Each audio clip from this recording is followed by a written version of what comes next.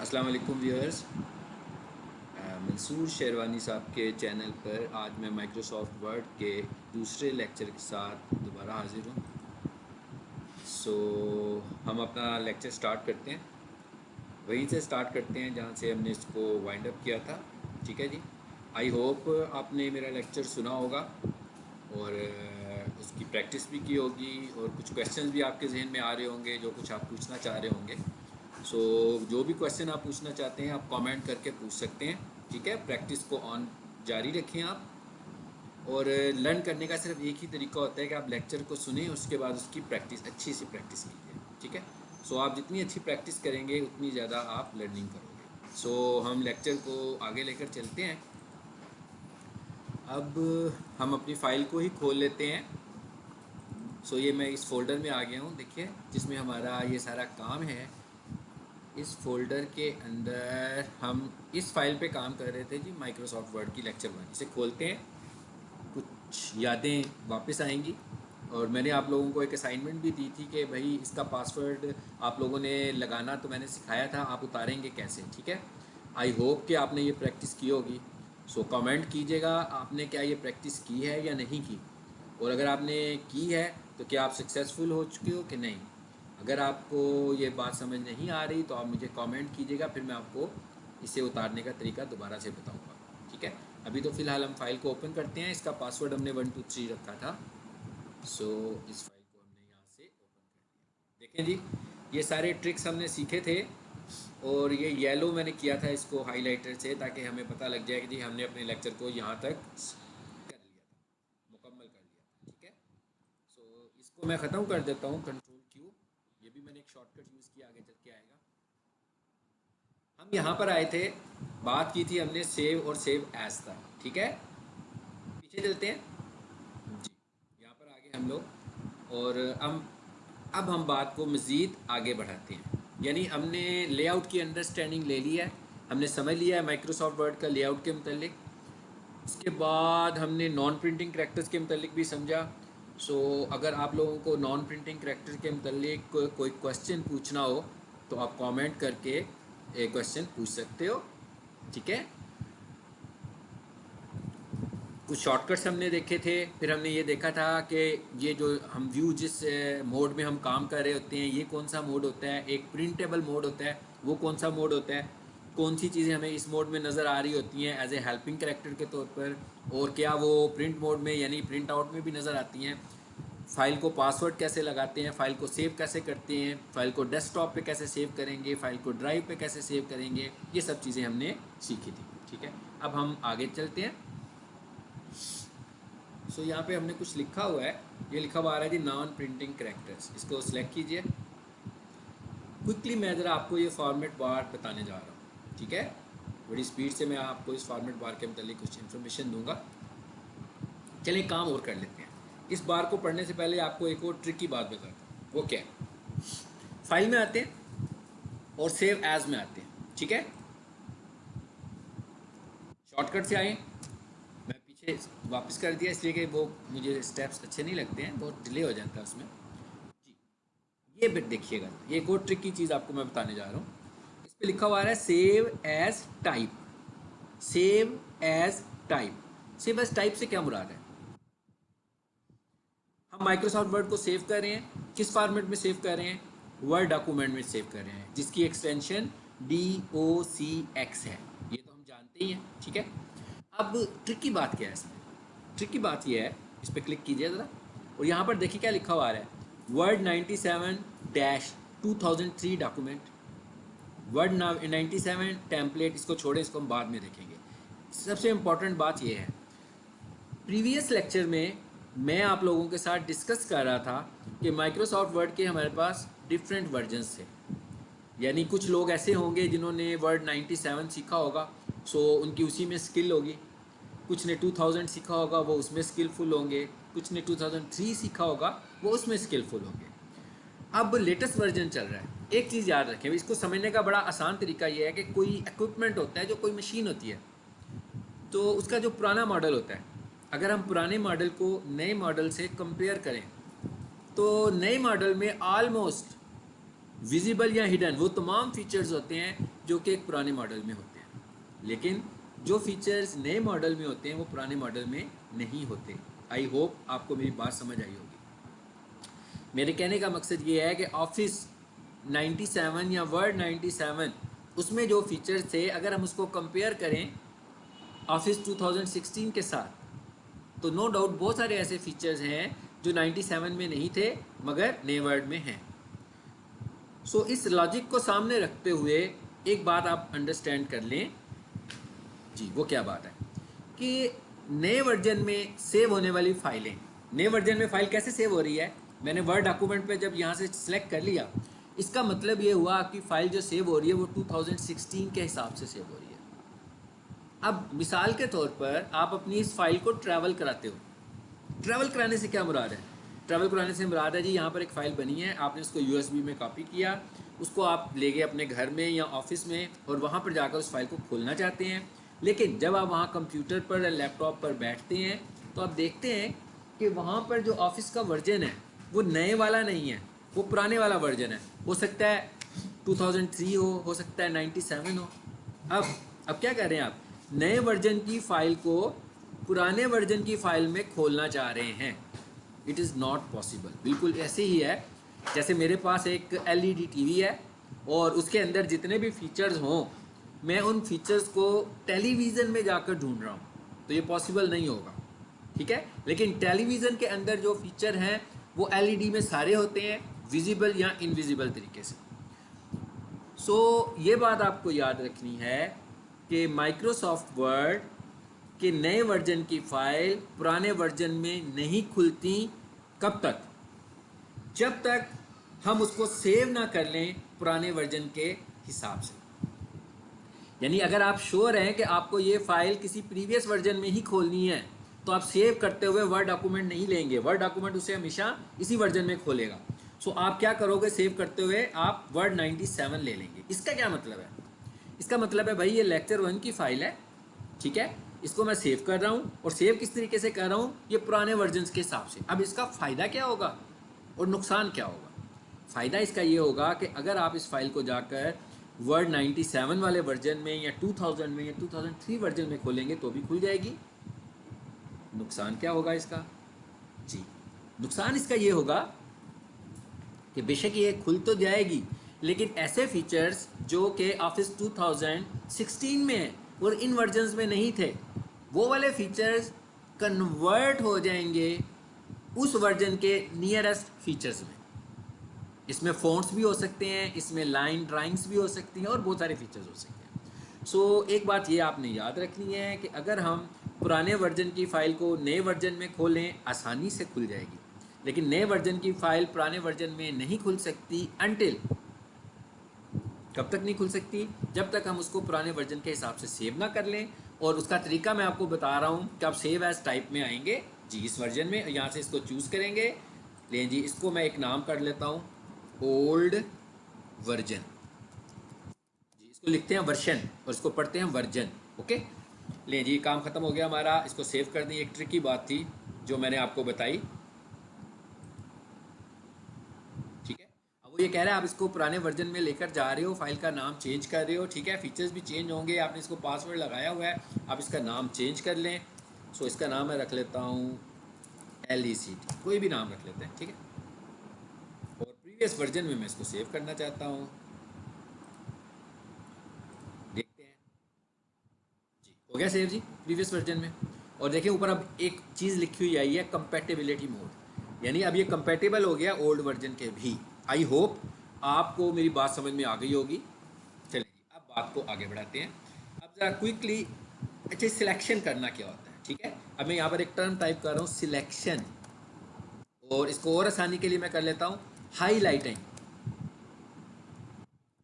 अच्छा एक चीज़ आपको मैं और बता दूँ कि माइक्रोसॉफ्ट वर्ड के अंदर एक सेटिंग होती है जो कि हमारे कंट्रोल में होती है, हम खुद कर सकते हैं, आगे जाकर हम इसको देखेंगे कि जब हम कैपिटल लेटर्स में कुछ लिखते हैं तो वो उसके स्पेल चेक नहीं करेगा। मिसाल के तौर पर देखिएगा ज़रा, मैं यहाँ पर कुछ टाइप करता हूँ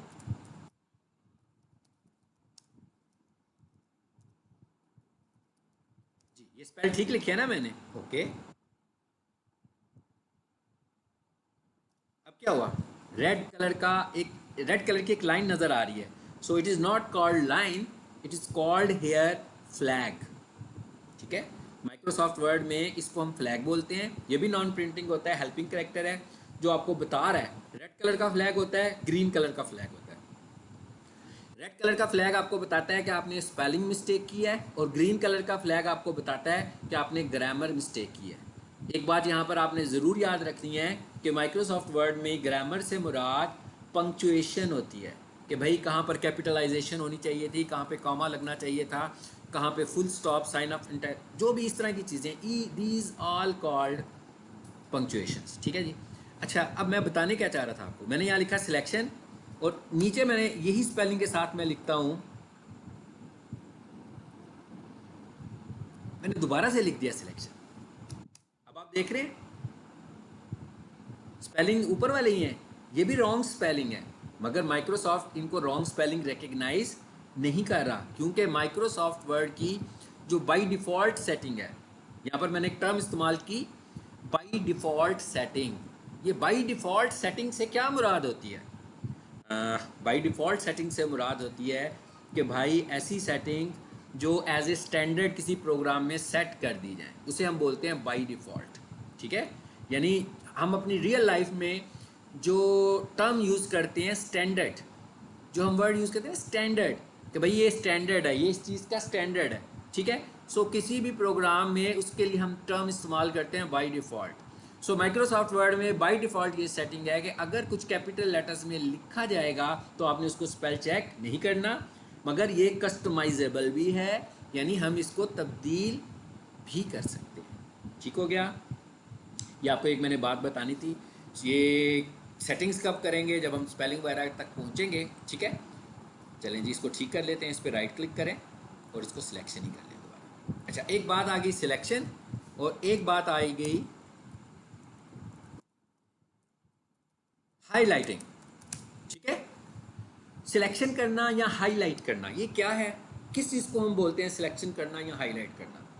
लीजिए, मैंने माउस पकड़ा, एस से माउस का बटन दबाया, लेफ्ट बटन दबाया और ड्रैग कर दिया राइट की तरफ। आपको ग्रे कलर में बैकग्राउंड नज़र आ रहा है, इट इज़ कॉल्ड सिलेक्शन या हाईलाइट करना इसे कहते हैं। ठीक है सॉरी। जब आप माइक्रोसॉफ्ट वर्ड में कोई स्पेसिफिक एक्शन करना चाह रहे हो स्पेसिफिक कैरेक्टर्स के ऊपर, तो हमें क्या करना पड़ता है, पहले उसको सिलेक्ट करना पड़ता है या उसको हाईलाइट करना पड़ता है। ये प्रोसेस आप माउस से भी कर सकते हैं और ये प्रोसेस आप कीबोर्ड से भी कर सकते हैं। अब मैं ज़रा आपको यही प्रोसेस कीबोर्ड से करके बताऊँ। मैंने क्लिक कर दिया एस पे। अगर आपने सिलेक्शन करनी होगी कीबोर्ड से, तो आपने क्या करना है, शिफ्ट की को प्रेस कर लेना है। प्रेस करने का मतलब है कि उसको एक फिंगर से दबा के रखना है, और जिस साइड पर आपको सिलेक्शन करनी होगी उसी साइड की को दबाएंगे, यानी शिफ्ट और राइट एरो। आप देख रहे हैं मैं शिफ्ट के साथ शिफ्ट को दबा के रखा हुआ, छोड़ना नहीं है आपने। जब तक आपको सिलेक्शन करनी है शिफ्ट को प्रेस रखना है और एरो प्रेस करना है। अब मैं चाहता हूँ नीचे वाली लाइन भी आ जाए, मैं डाउन एरो करता हूँ। लेकिन मैंने आपको सिलेक्शन करने के दो मेथड्स बता दिए। ठीक है, अब इसके कुछ क्विक शॉर्टकट्स भी देखते हैं। किस चीज़ का शॉर्टकट है ये? To select one line at once. ठीक है, इसका शॉर्टकट क्या है? शिफ्ट। अगर आप पूरी एक लाइन एक ही शॉर्टकट से सिलेक्ट करना चाहो तो आप क्या करोगे, शिफ्ट होम। कर्सर एंड पर है आपका। कर्सर किसे बोलते हैं? ये जो आपको ब्लिंक करता हुआ नजर आ रहा है, एक पॉइंटर, इज कॉल्ड कर्सर। ठीक है, कर्सर क्या होता है वैसे भाई? जी, ये होता है कर्सर, फ्रंट स्क्रीन ऑपरेटिंग। लीजिए, अभी मैंने आपको बता दिया ये किस चीज़ का एब्रीविएशन है। किसका एब्रीविएशन बताया मैंने आपको? कर्सर। ठीक है जी, ये कर्सर किस चीज़ का एब्रीविएशन है? Current screen operating region. ये करंट स्क्रीन ऑपरेटिंग रीजन का एब्रीविएशन है कर्सर। और कर्सर इस वक्त एंड पर है। मैं ये चाहता हूँ यहाँ से ये पूरी लाइन सेलेक्ट हो जाए, तो एक तरीका तो ये है कि मैं शिफ्ट दबाऊंगा और फिर लेफ्ट एरो काफ़ी टाइम दबाना पड़ेगा। तो अगर हम यहाँ पर शिफ्ट होम कर दें, कीबोर्ड पर की बनी होती है जिस पे होम लिखा होता है, ठीक है। सो आपने क्या करना है जी, शिफ्ट होम को प्रेस कर देना है। कैसे प्रेस करना है जी, शिफ्ट और होम। एक लाइन पूरी सिलेक्ट हो गई आपकी। सिमिलरली अगर आपका कर्सर लाइन के शुरू में होएगा तो आप क्या करोगे, शिफ्ट एंड करोगे। शिफ्ट की को दबाएं और उसके साथ फिर एंड की को दबाएं। कीबोर्ड पर एंड की भी बनी होती है। सो ये शॉर्टकट्स हो गए। दो शॉर्टकट्स मैंने आपको बता दिए। एक शॉर्टकट क्या था, शिफ्ट होम, और एक शॉर्टकट क्या था, शिफ्ट एंड। इन दोनों में डिफरेंस क्या है, अगर आपका कर्सर लाइन के आखिर में होगा तो शिफ्ट होम कर लें, अगर आपका कर्सर लाइन के शुरू में होगा तो शिफ्ट एंड कर लें। अगर आप एक ही दफ़ा में पूरे का पूरा डॉक्यूमेंट ही सिलेक्ट करना चाहते हैं तो आप क्या करोगे, कंट्रोल होम, सॉरी कंट्रोल ए। पूरा डॉक्यूमेंट अगर आपको सिलेक्ट करना है तो आपने क्या करना है, ये किस लिए है जी, टू सिलेक्ट कंप्लीट डॉक्यूमेंट। इसकी आसान वर्ड में हम कह सकते हैं सिलेक्ट ऑल। यानी अगर आप सब कुछ ही सिलेक्ट करना चाहते हो जिस डॉक्यूमेंट में आप हो, आप कंट्रोल ए प्रेस करते हैं। आपने देखा सबका सभी हाईलाइट हो गया। ठीक है, आपकी चॉइस है आप इसको क्या करना चाहते हो। ये मैंने आपको अभी सिलेक्शन करने के कुछ तरीके बताए हैं। अच्छा, अब एक और सिलेक्शन होती है हमारे पास। ठीक है, उस सिलेक्शन को हम क्या बोलते हैं, extended mode of selection.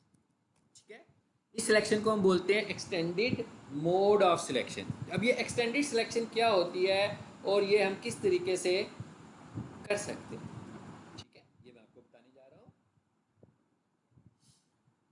Extended selection के लिए हमारे पास एक की यूज होती है F8। ये जो F8 की है इसको हम बोलते हैं एक्सटेंडेड सिलेक्शन। पहले वाला टॉपिक कंप्लीट हो गया, सिलेक्ट करना या हाईलाइट करना। अब ये सिलेक्ट करने का एक और तरीका बता रहा हूँ, एक और ट्रिकी वे है ये। F8। अब F8 से क्या होता है, F8 से आपने कितनी दफ़ा F8 प्रेस करना है, देखिए जी। नंबर 1 यूँ किया मैंने, फर्स्ट टाइम मैंने F8 प्रेस किया, देखते हैं क्या होता है जी। जब आपने पहली दफ़ा F8 प्रेस किया तो आपने समझ लेना है कि आपने सिलेक्शन मोड को ऑन कर दिया। अब इसका फ़ायदा क्या होगा, पहले मैंने क्या तरीका बताया था आपको, पहले मैंने आपको ये तरीका बताया था कि जब आप सिलेक्शन मोड में जाते हो तो आप शिफ्ट की को यूज़ कर रहे होते हो। अब जब आपने F8 को यूज़ किया तो आपको शिफ्ट की ज़रूरत नहीं है, आप सिर्फ एरो की प्रेस करेंगे तो सिलेक्शन में आ जाएंगे। देखिए ज़रा, इस दफ़ा मैं शिफ्ट को दबा नहीं रहा, यानी F8 शिफ्ट के बगैर सिलेक्शन कर सकती है। और जब आपने इस एक्सटेंडेड मोड ऑफ सिलेक्शन से बाहर आना होगा तो आप जस्ट एस्केप की प्रेस कीजिए और फिर राइट एरो करें। देखें ज़रा क्या हुआ, सिलेक्शन मोड से बाहर आ गए। ये भी मैंने आपको सिंपल एक तरीका बताया कि एक्सटेंडेड मोड ऑफ सिलेक्शन को हम कैसे इनेबल करते हैं, F8 करके। फिर आप एरो की से सिलेक्शन करें, जहाँ तक सिलेक्शन करनी हो कीबोर्ड पर एस्केप की होती है उसको प्रेस करें तो आप एक्सटेंडेड मोड ऑफ सिलेक्शन से बाहर आ जाते हैं। ठीक हो गया। सो ये तो तरीका हो गया एक्सटेंडेड मोड ऑफ सिलेक्शन को ऑन करने का। लेकिन अब मैं आपको कुछ और बताने जा रहा हूँ। हमने यहाँ पे कर्सर रखा अपना, मैंने पहली दफ़ा किया F8 जी, शाबाश, बताएंगे आप क्या होता है F8 से। फर्स्ट टाइम जब आप F8 करते हो तो आप एक्सटेंडेड मोड में चले जाते हो, ठीक है। फिर एरो की करके आप सिलेक्शन भी कर सकते हैं, लेकिन मैं सिलेक्शन नहीं करता और मैंने क्या किया, मैंने दोबारा F8 कर दिया। अब आपने देखने क्या होता है जी, गैस करें क्या हुआ है, एक वर्ड सिलेक्ट हो गया, ऐसे ही है ना। दूसरे, पहले F8 पे क्या हुआ, सिलेक्शन ऑन हुई, दूसरे F8 पे क्या हुआ, एक वर्ड सिलेक्ट हुआ, फिर दोबारा से F8 कीजिए, क्या हुआ, एक पूरे का पूरा सेंटेंस ही सिलेक्ट हो गया। अब यहाँ पर देखें, माइक्रोसॉफ्ट वर्ड में आपने कंफ्यूज नहीं होना, माइक्रोसॉफ्ट वर्ड को इंग्लिश नहीं समझना आपने, ओके। माइक्रोसॉफ्ट वर्ड में वर्ड, सेंटेंस, इन सब चीज़ों की अलग पहचान है, अभी आपको बताता हूँ वो भी मैं। फिर आप एक और F8 करें, यानी पहली दफ़ा F8 किया इनेबल, दूसरी दफ़ा F8 किया वर्ड सिलेक्ट हुआ, तीसरी दफ़ा किया तो सेंटेंस हुआ, फिर F8 करें।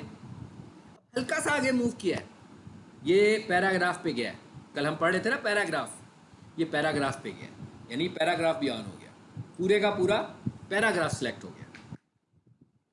3 स्टेप्स हो गए। चौथी दफ़ा F8 करें जी, दोबारा से करते हैं जी इसको। देखिए पहला F8 इनेबल, दूसरा F8 वर्ड सेलेक्ट, फिर F8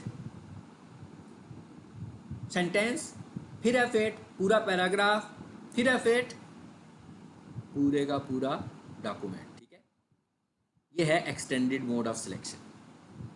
ठीक हो गया, स्केप करके बाहर आएंगे। आपने एक्सटेंडेड मोड ऑफ सिलेक्शन से बाहर कैसे आना है? कीबोर्ड से स्केप की को प्रेस करना है। ठीक हो गया जी। बोर तो नहीं हो रहे हैं आप लोग? आई होप जितनी बातें मैंने अभी तक की हैं आपको समझ आ चुकी होंगी।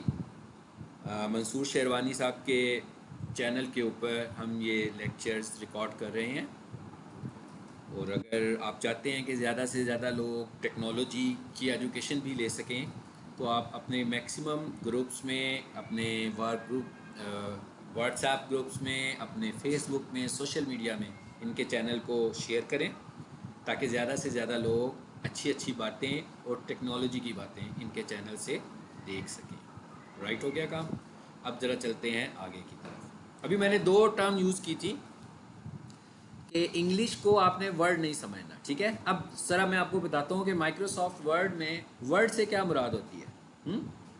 माइक्रोसॉफ्ट वर्ड में हम किस चीज़ को वर्ड कहते हैं? एक वर्ड, एक लफ्ज़ किसे कहते हैं?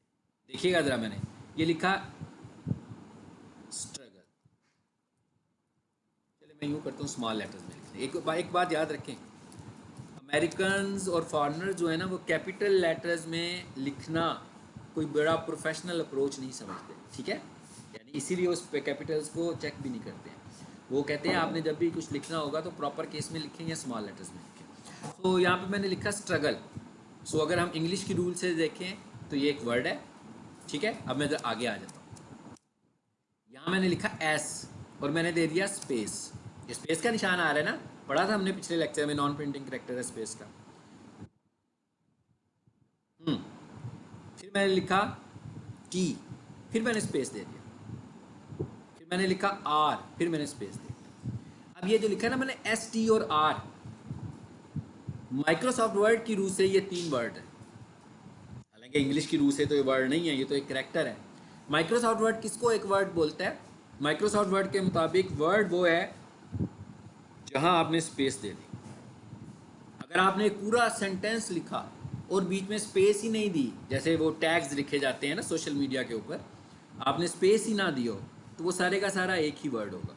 यानी माइक्रोसॉफ्ट वर्ड में स्पेस की इस्तेमाल होती है वर्ड को रिकग्नाइज करने के लिए, और सेंटेंस वहाँ पर होगा जहाँ पर आप पीरियड लगा दोगे। पीरियड क्या था ये भी कल के लेक्चर में बताया था। जैसे मैंने यहाँ पे लिखा हुआ है ना मोड ऑफ सिलेक्शन, तो ये डॉट लगाया एक, सो ये एक पीरियड लग गया इस पर, ये एक सेंटेंस बन गया। और जब आपने एंटर कर दिया तो वो एक पैराग्राफ बन गया। ठीक है, तो ये छोटी छोटी टेक्निकल बातें भी बता रहा हूँ मैं आपको साथ साथ माइक्रोसॉफ्ट वर्ड की।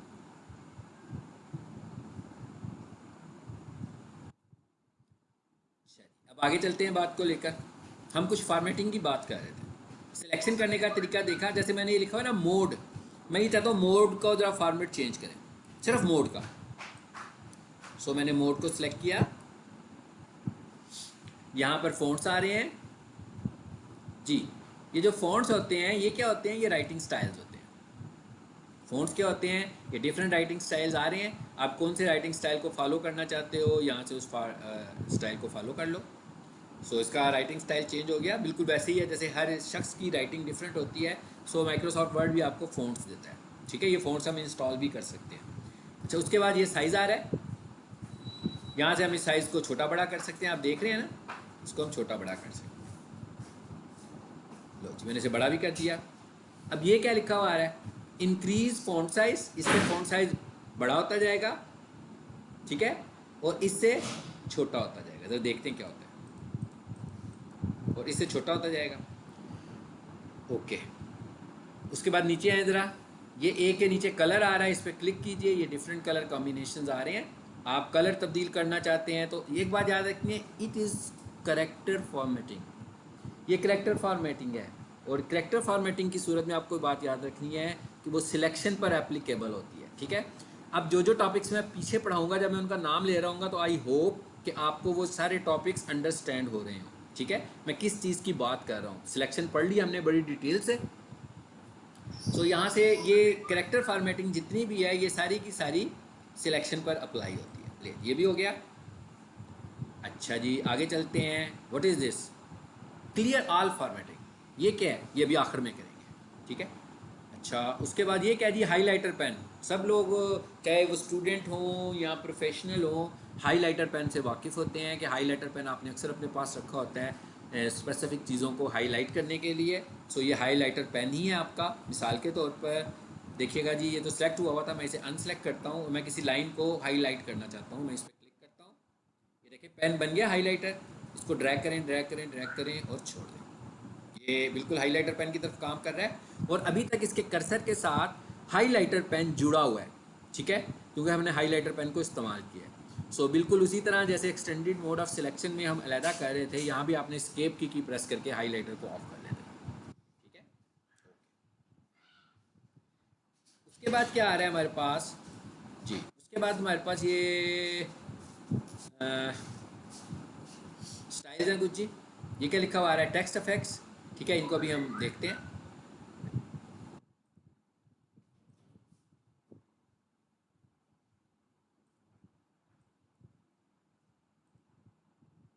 यहाँ से कोई फ़ोन ले लें ज़रा जी।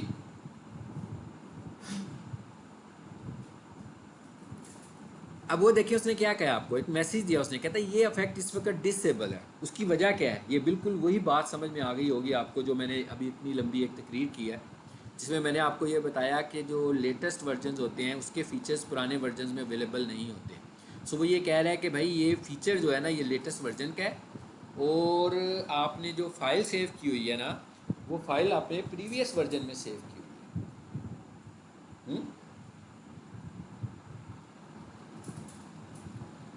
ठीक है ना?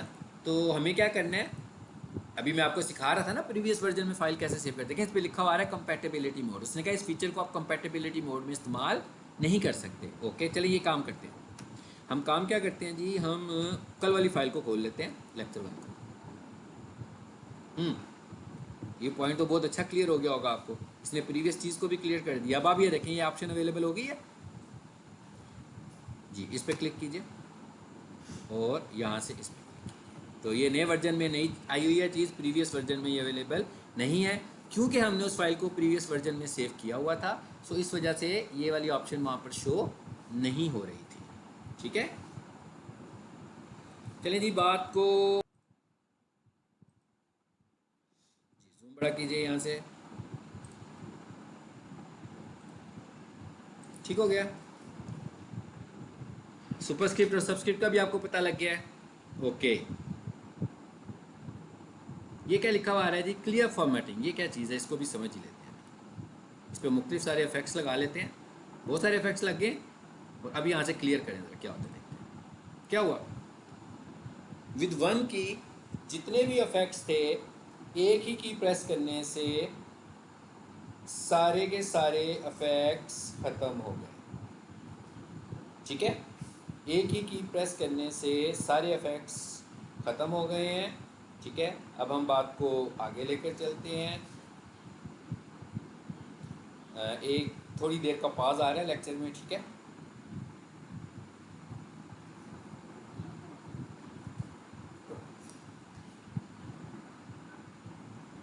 जी बात को आगे लेकर चलते हैं।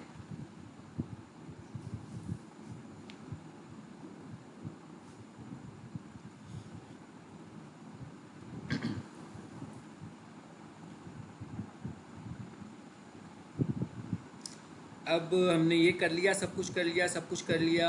ये क्या चीज़ है जी? Change case. What is change case?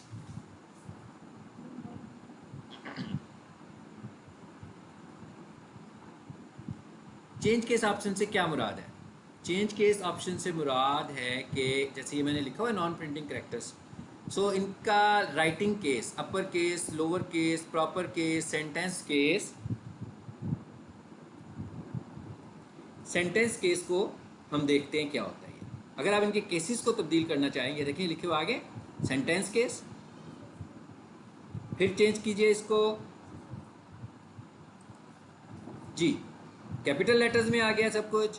फिर देखिए इसको कैपिटलाइज ईच वर्ड में आ गया, यानी पहला पहला वर्ड कैपिटल हो गया, ठीक है। फिर इसको देखिए टॉगल केस। टॉगल केस क्या होता है कि हमने जो भी केस अप्लाई किया हो उसका एग्जैक्टली अपोजिट केस एप्लीकेबल हो जाता है, ठीक है।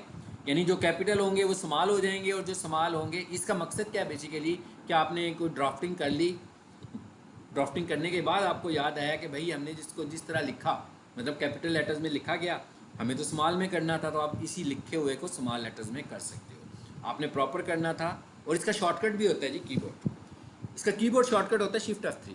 1 2 3 4, ये मैं शिफ्ट F3 करता जा रहा हूँ काउंटिंग के साथ। इनमें से सिर्फ एक केस अप्लाई इस पर नहीं चलेगा, और वो कौन सा केस है, वो टॉगल केस है। क्योंकि टॉगल केस तो इटसेल्फ कोई केस ही नहीं है, वो तो किसी केस का रिएक्शन है। सो वो की शॉर्टकट की से नहीं चलेगा, बाकी के सारे केसेस जो है ना वो इससे चलेंगे, ठीक हो गया। सो अभी हम थोड़ी सी लेक्चर में ब्रेक लेते हैं और फिर थोड़ी देर के बाद दोबारा से अपना लेक्चर शुरू करेंगे, यहीं से आगे बात करेंगे।